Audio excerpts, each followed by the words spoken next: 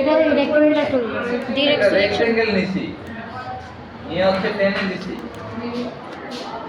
তারপর হচ্ছে direct selection tool দিয়ে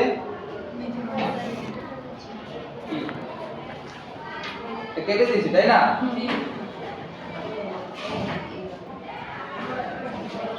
আপনাদের ঘুম এত লেট করে আমি এত সমস্যা শীতকাল আসছে এখন আর এই প্রবলেমটা আরো বেশি দেখা দেবে তাই না ক্লাস থাকবে 9টায় আসবে 11টায় এইসব হইতে দেখি আচ্ছা এটারে কি করবে এখন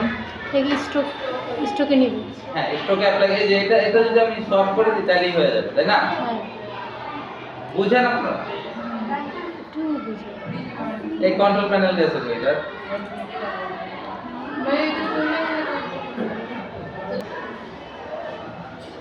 তারপর আরেকটু বাড়াই দিই না থাক এটাই থাকুক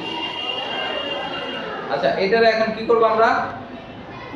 কপি আর পেস্ট তাই না শেপটা একটু দেখান শেপটা আমি আসলে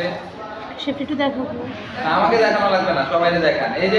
এরকম এরকম তাই না হ্যাঁ হ্যাঁ হ্যাঁ ও হ্যাঁ এরকম এরকম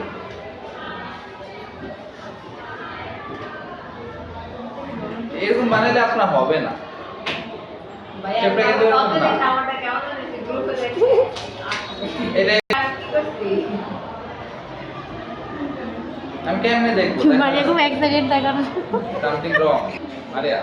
এটাকে আপনি যদি এভাবে নিয়ে সিলেক্ট করে অবজেক্ট থেকে পাথ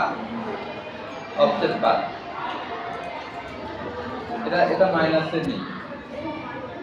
এই আমার সাথে নিচে রইতে হয় না 25 এ রাখি বাস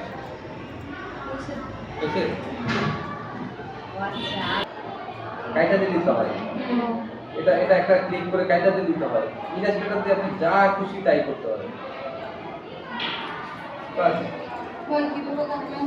ওই যে ডিরেক্ট সিলেকশন টুল দিয়ে ডিরেক্ট সিলেকশন টুল এটা দিয়ে আমি